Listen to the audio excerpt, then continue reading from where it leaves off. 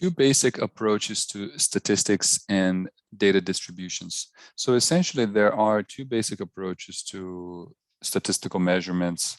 One is the exploratory, also called descriptive, and these are the measurements or formulas for summarizing existing attributes of the sample. So things like average, mean average, standard deviation, a percentage of a category. So for example, the percent of people in the survey in the sample that identify as white, or average age of the population survey, average shares of, not average shares of each post, or, average shares of a post like in a social media site. So these are descriptive. Now the other set, which gets a little bit more complex, are inferential statistics. And these are methods or measurements or formulas to draw conclusions, to draw stronger conclusions about the population. And usually we're kind of focusing on making inferences about patterns, such as causal relationships. Often you will notice that a statistical process will identify or seek to identify significant differences. So to see if something is significant or not in a statistical sense is a precise way to measure differences between distributions, and we'll examine that in future lectures. So there might be a group that took the drug versus a group that did not take the drug, and we want to see how well both did. Did the group that take the drug got better faster than the group that did not take the drug, and so on? How do we know that the difference between these two groups is strong enough to say that the difference is significant and that it really points to a causal relationship in the real population of people, in the actual human system more broadly, and so on? So we'll explore both of these. Mostly we're going to be focused on descriptive statistics, but eventually we'll move also to some inferential statistics. Distributions. Another important concept in statistics and data analysis is distribution. So in a general sense, every sample itself is a distribution. Usually we have a sample of something, and once again, it's not just one thing. If we just have one, we're usually not doing statistics, we're doing something else. So the first distribution is the instances of records of a data set or of a table, which we call as N. So just the letter N. Either sometimes N for the small case is for sample and big case for population, but sometimes they get mixed around. So I have a sample here, or actually this is the population of all posts by this agency, and the instances, the amount of tweets, the amount of posts is 1,174.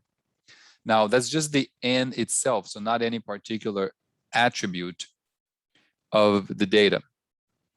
And as such, this is the most basic fact of a sample data set, and usually part of the descriptive statistics. So the first thing you want to know is, what's your N? What's the size of N? Usually the higher the N, the better results we get. The higher the N, the more, the stronger we can make certain conclusions.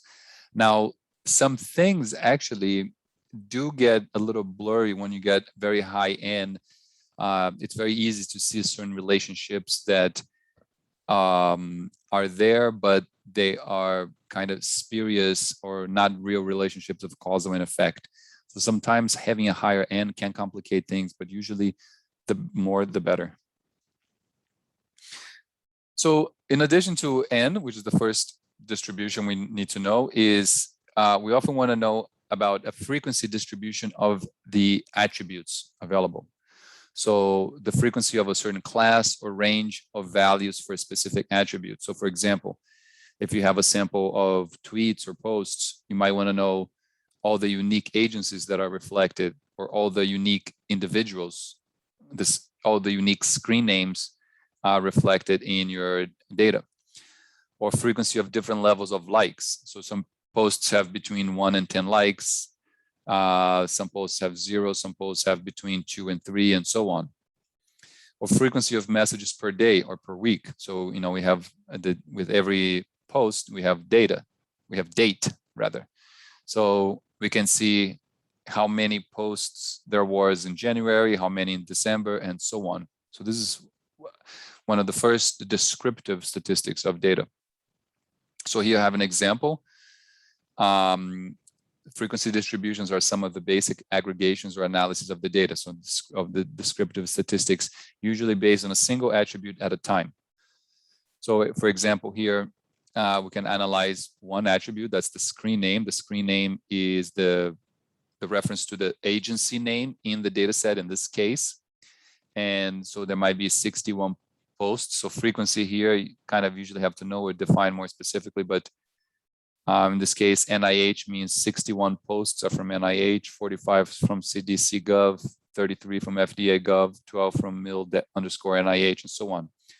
So that's a kind of distribution, categorical distribution. Now we also can use numerical value, continuous numerical values to develop a distribution too, and that's usually, and that's what the histogram is. So histogram is a graph of the frequency of a quantitative attribute separated into bins or ranges.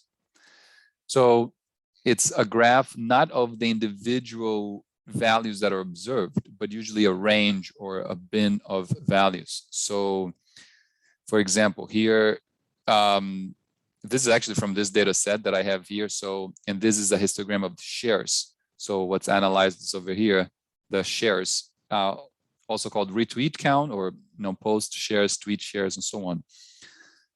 So from this whole data set, actually the graph here goes all the way up, really high up. And I actually cut it because it was kind of hard to visualize it.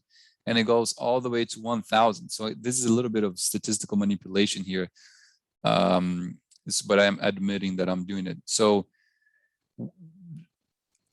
1,000 posts. So this is frequency, the x-axis is here. Frequency on the the y-axis. This is the x-axis. This is the y-axis, right?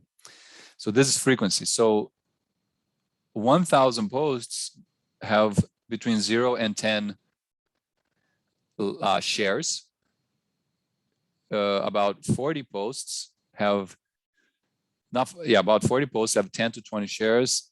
Only about like 10 posts have 20 to 30. Very few posts have 80 to 90 shares. And then here I actually also broke this up. So this is greater than 120. So actually almost 19 posts have greater than 120. But you can see here there's a very different distribution here, and this is probably related to what we call the power law distribution.